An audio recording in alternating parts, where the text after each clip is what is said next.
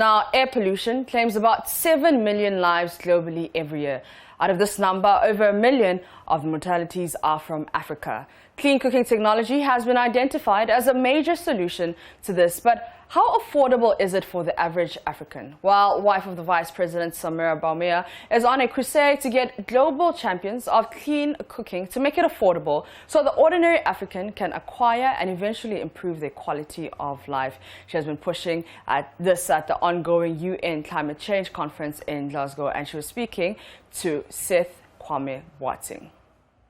Climate change is important and it impacts us in Ghana. As we know, there's been a tragedy recently in Ghana. There's been tragedies in different parts of the country, and some people do not realize what leads up to it. And it's the impact of the global climate crisis, the climate emergency that is impacting all nations across the world.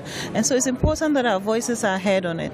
And for some of us who are global champions for some of these issues, for some of those who don't know at home, I'm a global champion for the Clean Cooking Alliance, and I'm also a global champion for the Health and Energy Platform for Action, which is a WHO project, which is to look at the linkages between health and energy and how we can forestall that, because we're spending a lot of money on health, but we're looking at the impact of energy on health. And when we talk about energy, we're talking about the impacts of, for instance, using charcoal in cooking, firewood in cooking, how it impacts on the health of women, children, and those who are using it. So the men who are cooking with firewood and charcoal, etc. So those are the things. So healthcare, for instance, is moving away from treatment to preventative. You've worked in that space. You've done a lot of research, documentaries in the health space. Why are we throwing so much money into treatment, into healthcare, into maternal mortality, for instance? We're looking at child welfare, but we're not following these women back home to see if you're treating the woman in the hospital, what kind of environment is she in at home? She's going back into a smoke-filled kitchen. How does that impact that fetus in her womb? How does that impact that child? And then that child is born with a low IQ. You go and pay for the child's school fees, and maybe the child is not doing well in school. So there are so many cause and effects, and the environment impacts our well-being, our growth. And so there are so many issues that are not readily they don't come to us readily, but for some of us who speak to it, we understand it, and it's important that we come to such fora, we highlight it, and we get the leaders to take action on events like COP, for instance.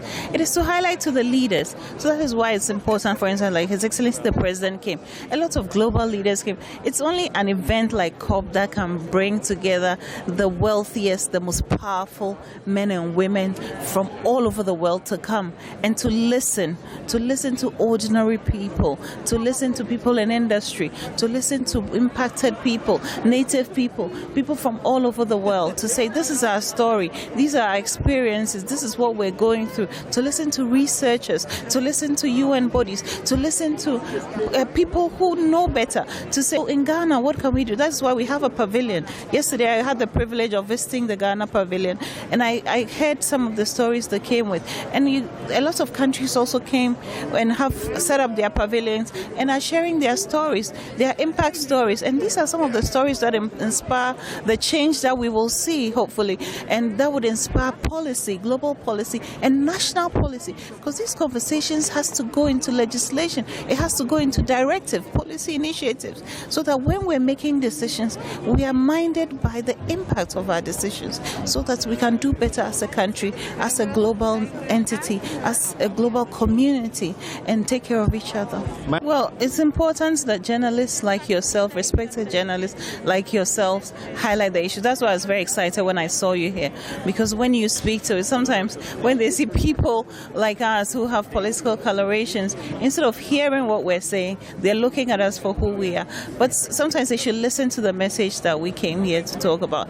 People, the session, for instance, that we came out of, people from all walks of life were here. People appreciate what we're saying. I'm invited to so many international fora, and when I finish speaking, people come to me and are very inspired by what I say. And it's not about Samira Bawumia, but it's about the messaging that I'm saying. So I urge people to sometimes listen to what we're saying and not look at the person that is saying. So for Ghanaians, it should be, what is it that we're saying? And for journalists like you, for well-meaning Ghanaians, let us look at what is the message, what is the truth in it, what is the impact. But at our national level, what can we do differently? I think, first of all, let's re-socialize the community. Ask yourself as an individual, what can you do differently? Let's educate ourselves. Let's educate our children. Let's re-socialize ourselves. What are the practices that we're doing that we can eschew so that we can impact our environment differently?